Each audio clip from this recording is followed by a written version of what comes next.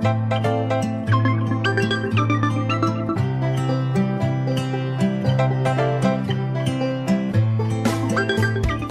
tout le monde. Alors je change d'endroit pour enregistrer cette chronique d'avril. On m'a dit que la couleur ici derrière moi m'allait bien au teint. Vous nous en direz des nouvelles. Après avoir longtemps réfléchi, hésité, etc., je me suis dit que je vous parlerai en quelques minutes du non-jugement.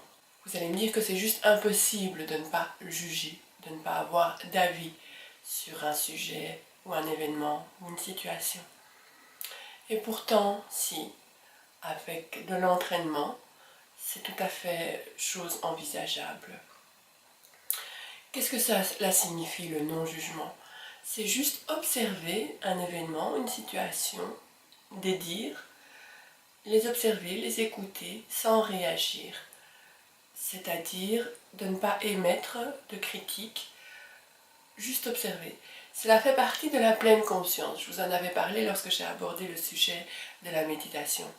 Donc, les pensées passent, on les observe tout simplement et on les laisse passer, couler. C'est cela le non-jugement.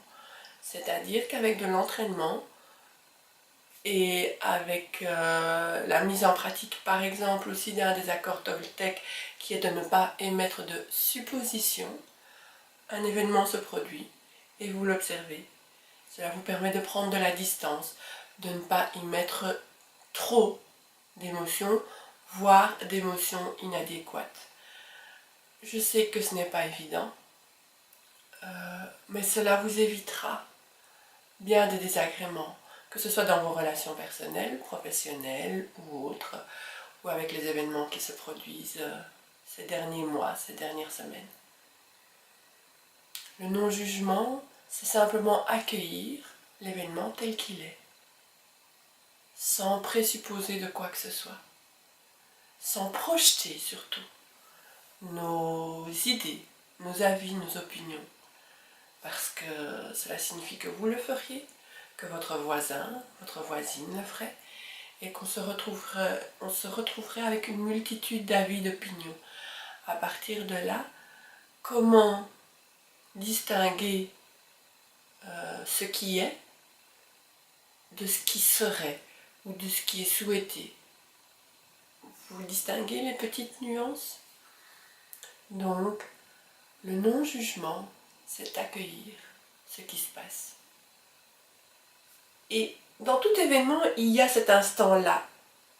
Dans le tourbillon de nos pensées, dans le tourbillon de notre mental, il y a cet instant magique où on reçoit avant de projeter.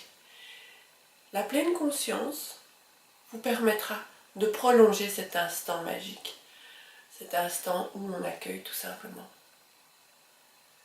Cela peut vous paraître un peu brouillon peut-être, cette chronique, mais c'est vraiment une invitation à observer.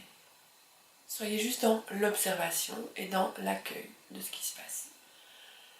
Aujourd'hui, ça vous prendra 30 secondes, demain 35, dans une semaine peut-être 1 minute, et au fur et à mesure du temps, vous parviendrez à prendre du recul, quel que soit le type d'événement. Et dans vos relations personnelles surtout, cela va vous permettre de pouvoir envisager sereinement votre relation à l'autre, votre relation aux enfants, votre relation à vous-même. Je fais aussi un petit lien avec la chronique de Céline Alvarez, l'autosabotage. C'est ça aussi le non-jugement. Ne pas commencer à émettre 1000 suppositions de ce qui pourrait fonctionner ou non dans nos propres projets. C'est le non-jugement, c'est accueillir et puis se dire « Ok, on verra bien, c'est ainsi. J'essaye, je reçois, j'accueille et on verra ce que l'univers a préparé, prévu pour moi. » Ce que vous émettez, vous le recevrez. Émettez du non-jugement, émettez de l'amour, vous recevrez de l'amour. C'est très subtil. le non-jugement. Si vous êtes dans la critique, si vous êtes dans la colère, ce que je peux tout à fait comprendre, vous allez être entouré de colère. Vous n'allez voir que cela autour de vous. Alors, recevez, dites ok, telle personne a choisi de réagir de telle manière. C'est correct, comme disent nos amis québécois. C'est son choix, c'est sa responsabilité. Nous ne savons pas ce qu'il y a derrière. Nous ne le saurons jamais, puisque nous ne sommes pas l'autre. Nous ne sommes que nous-mêmes.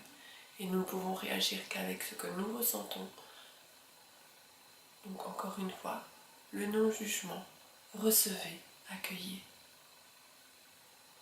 Et si vous voulez émettre quelque chose, je vous invite à émettre de l'amour.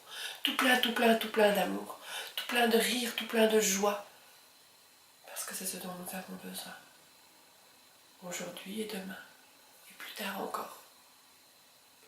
C'est ce dont la terre a besoin. Tout plein, un max d'amour.